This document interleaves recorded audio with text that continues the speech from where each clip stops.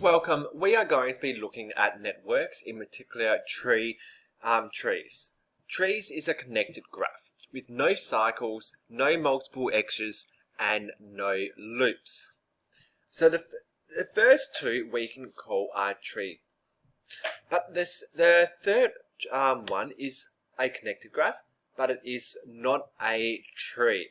And that is because we have a loop. We've also got a cycle in red. And we've also got multiple edges in yellow. So we've got multiple edges connecting these two together. So let's have a go with these questions. So we've got first one, and which of the following are trees? So we can see that this first one is a tree, and that is because we don't have any loops, we don't have any cycles, and each of the vertexes do not have multiple edges. Let's have a look at B. With B, we can see that we don't have any loops, but we do have a cycle right here, which means it is not a tree. C over here, we have a loop, so we know both of these is not a tree. Now, one of the rules that we can also use to quickly see if it's a tree is we've got the number of vertices minus 1 equals the number of edges.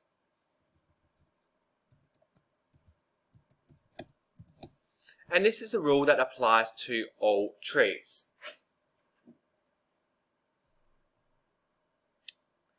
Now, let's look at spanning trees. So, a spanning tree is a tree that connects all the vertices in a connected graph. So, we've got the connection between all of these points. So, to start off, the first thing I think about when I'm doing a tree, and we could have multiple spanning trees. So, I could have E to A to C, C to B, and C to D. And I will then take away the rest of my edges.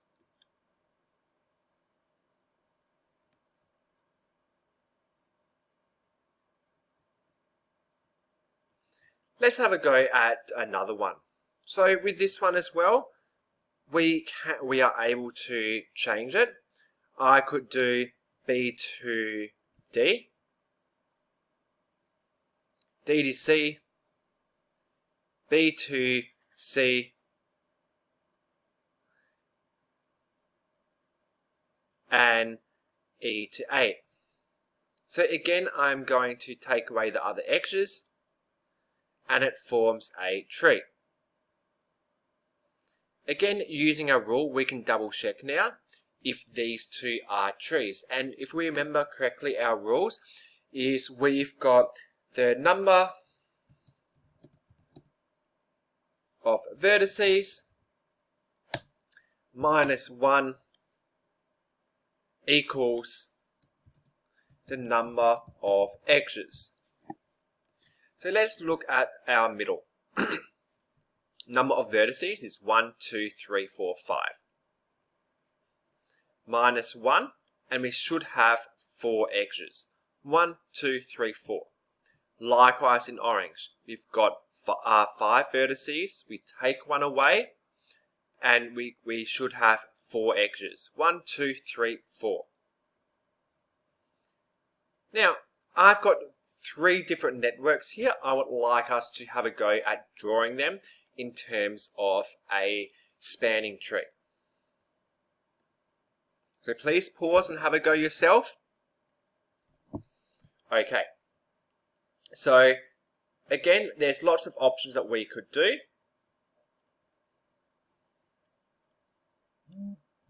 But in this case here, I'm just going to make mine into a cross. And again, I can double check that because we know our rule. We've got the number of vertexes minus 1 equals the edges. And we've got 5 vertices, so 5 minus 1 is equal to 4 edges, which is what we have. Again, with our second network, I'm going to create a spanning tree. So I just need to make sure that all of my vertices are connected.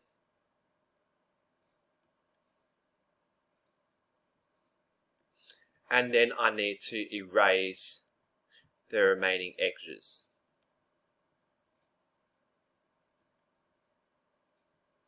And again, this is a spanning tree. The third one, if I would like to turn this into a spanning tree, the first thing I need to think about is just make sure that they are all connected. So I've got these two connected. So I'm taking out our cycles. And there we have it. Now I'm taking out the edges that I don't need. And it turns into a spanning tree. Now spanning trees occur when we are looking at the minimum spanning cost of a weighted tree. So let's have a look at this weighted tree and look at the minimum length. When we are looking at a minimum spanning tree, we always just focus on picking one point. So today I'm just going to pick B. Now when we are picking a point, we need to make sure we're now thinking about we need all the vertexes joined together. So we straight away always look at the minimum. So the minimum is A, 6, and 2. So the minimum cost at the moment is 2, so we'll go over to A. Likewise, going to D, we can either be 5 or we can either be using 6. So I'm going to pick 5. Likewise, going to F, I could either go A to F and it'll be 6, or I can go D to 7. But I also see that this is minimum over here, so I'm going to leave that right now. Going to C, I've got D to C is 3 or B to C is 8. 3 is less. Then going to E, I've got 5 or I've got 6. 5 is a smaller cost. Then now I can see I can go to F, which is 2, which is less cost than going 7 and 6. So this gives me my tree, and it's the minimum cost. So the minimum cost is 2 plus 5 plus 3 plus 5 plus 2, 7, 8, 9, 10, 15, 17. Let's look at a few different examples. So here we want us to determine the minimum spanning tree. Again, we are going to pick one spot. In this case, I'm just going to pick A. Straight away with A, I can see that I've got 35 to E or 20 to B. 20 to B is a lot cheaper. Again, going B to D or B to C. B to C is 10 and a lot cheaper. Now, I need to think about going to D. I can either go B to D for 15 or I can go C to D for 20. B to D is cheaper for 15, so, and then same, going to E, I've got 25, 15 or 35, and 15 is the cheapest. And that gives me my spanning tree. Let's have a go with the next question. Again, I'm just going to pick one spot, and that is going to be A. I look at the X that is the cheapest, and it is A to G, which is 2. Straight away going to F, I could do 5 or I could do 3. And 3 is the cheapest, so I'll go using 3. Likewise, to go into E, 5, 4, and 3. 3 is the cheapest, so I'm going to go F to E. Now, if I'm looking at getting to D, I've got 6, 7, and 5, and 5 is the minimum. I'm moving up to looking at C. To access C, I've got 6, 4, and 6, and 4 is the cheapest. And the same going to B. I've got 5, 3, and 6, and 3 is the minimum. So then I can add all those costs together to find the minimum cost. Lucky last one I'm going to do is I'm going to again pick one, and that's going to be A. Looking at the minimum cost again for all of my X's around A is 1.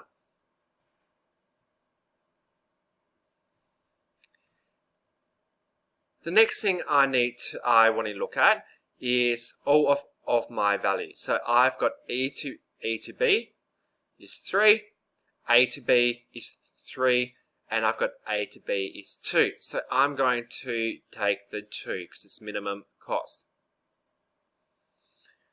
Now I've got two more of my vertexes. I need to still get to a few. So I still need to get to C. To get to C, I can see that I could take this route here, which is 4, or I could take 9. And 4 is a lot cheaper. Then going to D, I've got 5 and 2. And 2 is a lot cheaper for me. So that gives you my minimum spanning tree, and I can just add up the cost.